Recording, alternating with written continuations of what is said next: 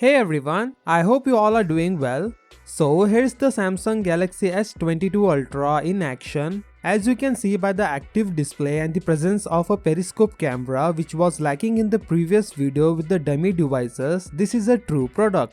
Finally, we were able to view a hands-on video of the S22 Ultra. The Ice Universe who tweeted this deserve the credit. It is a pretty small video, although we can see the S22 Ultra camera's layout and display, and the phone is covered with a rubber type case. Looking at the video, it appears like it is undergoing final testing and development as the launch date approaches. I also see another case in a black frame with a transparent body. There is one more piece of good news for the glass back panel fans. This time all three S22 phones will have a glass back. Again, Ice Universe, a reliable tipster, shared this news on Twitter. This is a surprise premium upgrade because the S21 series all have matte finish back which looks okay, but it is better when it is glass. Many fans and enthusiasts were dissatisfied with Samsung's choice to ship the vanilla Galaxy Note 20 and Galaxy S21 with a plastic back. After all, they were paying for a flagship experience and a plastic body didn't exactly suit the bill.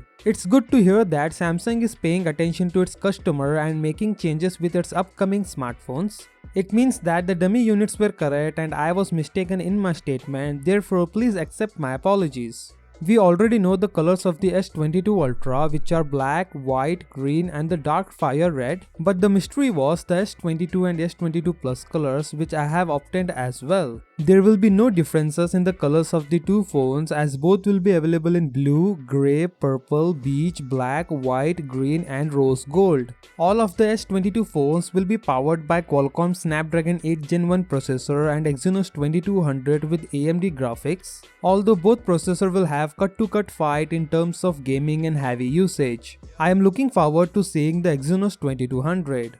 Qualcomm Snapdragon 8 Gen 1 processor is likely to reduce its own forerunner's energy consumption and thus contribute to steady battery life scores. This may be the case that Samsung has packed slightly smaller cells compared to its predecessor. I'm really looking forward to seeing these phones, but we have to wait until February. What are your thoughts on this S22 Ultra hands-on live action video? If you find anything that I have missed, let me know in the comment section below. With that said, subscribe if you like and I will see you in the next one.